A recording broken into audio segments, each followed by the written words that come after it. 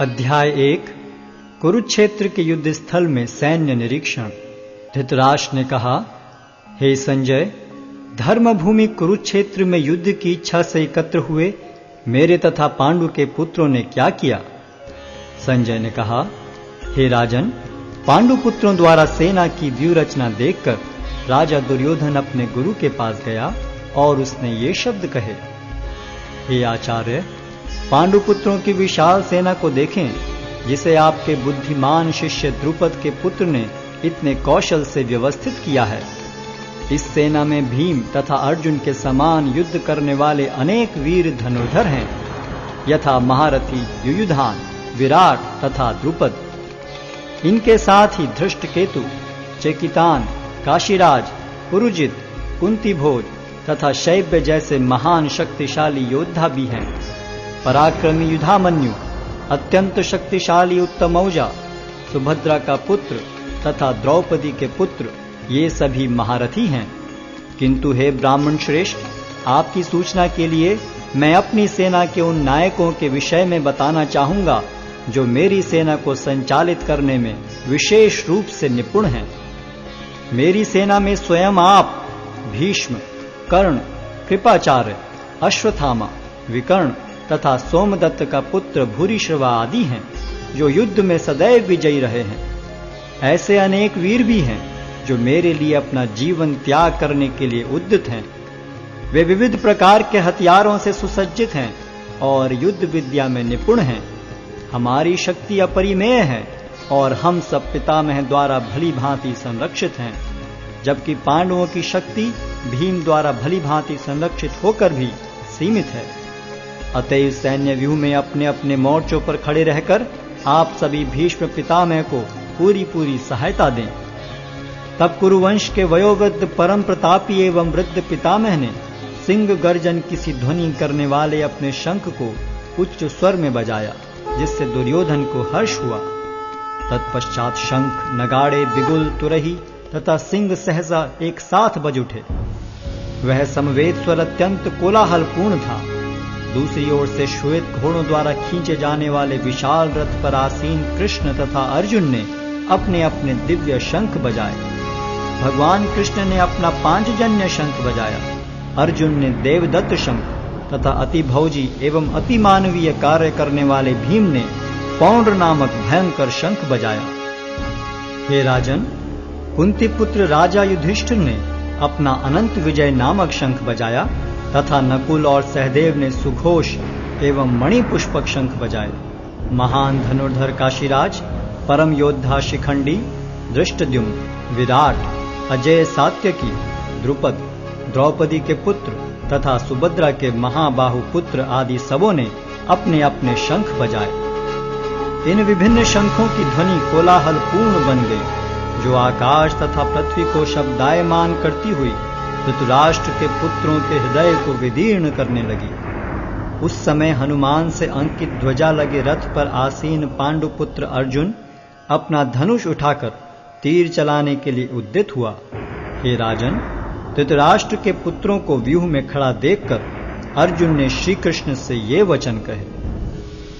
अर्जुन ने कहा, हे अच्युत, कृपा करके मेरा रथ दोनों सेनाओं के बीच ले चलें, जिससे मैं यहाँ उपस्थित युद्ध की अभिलाषा रखने वालों को और शस्त्रों की इस महान परीक्षा में जिनसे मुझे संघर्ष करना है उन्हें देख सकूं।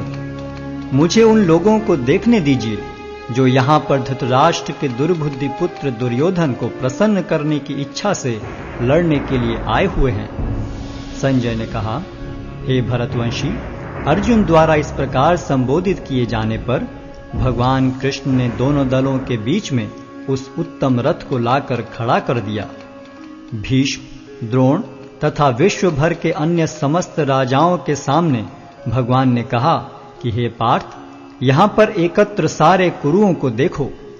अर्जुन ने वहां पर दोनों पक्षों की सेनाओं के मध्य में अपने चाचा ताऊओं, पितामहों, गुरुओं, मामाओं, भाइयों, पुत्रों, पौत्रों, मित्रों, ससुरों और शुभ चिंतकों को भी देखा। जब कुंती पुत्र अर्जुन ने मित्रों तथा संबंधियों की इन विभिन्न श्रेणियों को देखा तो वह करुणा से अभिभूत हो गया और इस प्रकार बोला।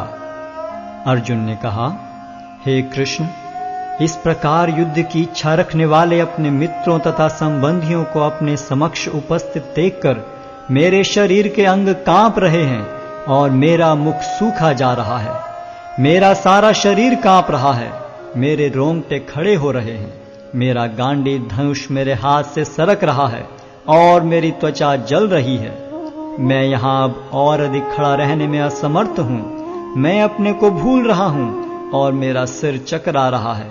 हे कृष्ण, मुझे तो केवल अमंगल के कारण दिख रहे हैं।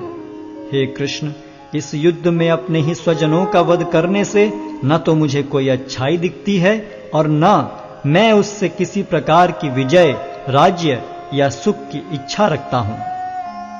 हे गोविंद, हमें राज्य, सुख अथवा इस जीवन से क्या लाभ, क्योंकि जिन सारे लोगों के लिए हम उन्हें चाहते हैं वे ही इस युद्ध भूमि में खड़े हैं।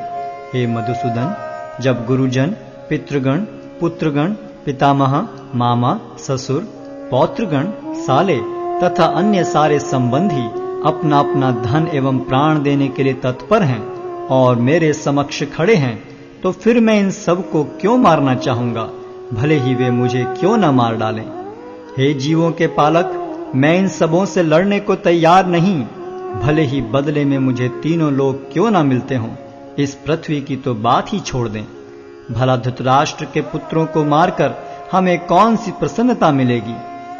यदि हम ऐसे आतताइयों का वध करते हैं तो हम पर पाप चढ़ेगा। अतः यह उचित नहीं होगा कि हम धृतराष्ट्र के पुत्रों तथा उनके मित्रों का वध करें। हे लक्ष्मीपति कृष्ण, इससे हमें क्या लाभ होगा और अपने ही कुटुंबियों को मारकर हम किस प्रकार सुखी हो सकते हैं। हे जनार्दन, यद्यपि लोक से अभिभूत चित्त वाले ये लोग अपने परिवार को मारने या अपने मित्रों से द्रोह करने में कोई दोष नहीं देखते, किंतु हम लोग जो परिवार के विनष्ट करने में अपराध देख सकते हैं, ऐसे पाप कर्मों में क्यों प्रवृत्त हों। कुल का नाश होने पर सनातन कुल परंपरा नष्ट हो जाती है और इस तरह शेष कुल भी अधर्म में प्रवृत्त हो जाता है। हे कृष्ण, जब कुल में अधर्म प्रमुख हो जाता है तो कुल की स्त्रियां दूषित हो जाती हैं और स्त्रीत्व के पतन से हे वृष्णिवंशी अवांछित संतानें उत्पन्न होती हैं। अवांछित संतानों की वृद्धि से निश्चय ही परिवार के लिए तथा पारिवारिक परंपरा को विनष्ट करने वालों के लिए नारकीय जीवन उत्पन्न होता है।